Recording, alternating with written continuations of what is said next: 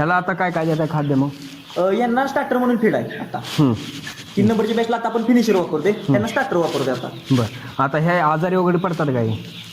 यांना आता एवढा काही विषय येत नाही आजारी पडण्याचा, पण थोड्याफार प्रमाणातच डिसीज असते त्यांना काही बॉयलर सारखे जास्त प्रमाणात कधी डिसीज होतच नाही. मग ह्याचा पाणी वगैरे त्यांना काय काय कसं देतात? त्यांचं नियोजन आहे ना, तीच फक्त पाण्याचं यांना वापरलं जातं. सगळं नियोजन सेम? सगळं नियोजन सेम. पाण्यामध्ये ऍसिड टाकले जाते, सॉक्रेन टाकले जाते. खाद्याचं प्रमाण किती असते यांना मग आता? खाद्याचं प्रमाण म्हणजे ही भांडी पूर्ण भरून ठेवलेली असते. मग आता सरासरी एक पक्षी एक 40-50 ग्रॅमच्या आसपास खाद्य खातोय. 40-50 ग्रॅम? बरं. आणि हे तुम्ही पडद्याचं वगैरे नियोजन काय केलं कशासाठी? हे पडद्याला हँडल सिस्टीम केलेलं आहे. म्हणजे तुम्ही ज्या वेळेला हँडल फिरवतो ना, बाहेरच्या बाजूला हँडल आहे, हँडल फिरवल्यानंतर पडदा ऑटोमॅटिक वर जाते. हँडल खाली गेल्यानंतर पडदा ऑटोमॅटिक खाली येते.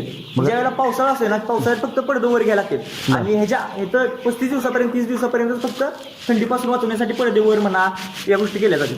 त्या स्टेजला तुम्ही टेप वगैरे लावला होता, इथं नाही का तो लावला? इथं पण आहे सगळ्याच? हो, सगळ्या पूर्ण एक दिवसाचं पिल्ली आणल्यापासून कटिंगला जाईपर्यंत त्यांना रेडिओचा आवाज किंवा म्हणा गाण्याचा आवाज दिला जातो. कारण का बाहेरचे जे प्राणी आहेत म्हणजे कुत्रं म्हणा काय म्हणा, ते जे भुंकल्यानंतर ही पक्षी घाबरून नाहीत म्हणून त्यांना तो आवाज दिला जातो. ते घाबरल्यानंतर हे होतं का म्हणजे त्याला? हा, तेच घाबरल्यानंतर म्हणजे त्यांना स्ट्रेस येतोय ना, ते स्ट्रेस येऊ नये म्हणून ते रेडिओ चालू केले जाते. बरं.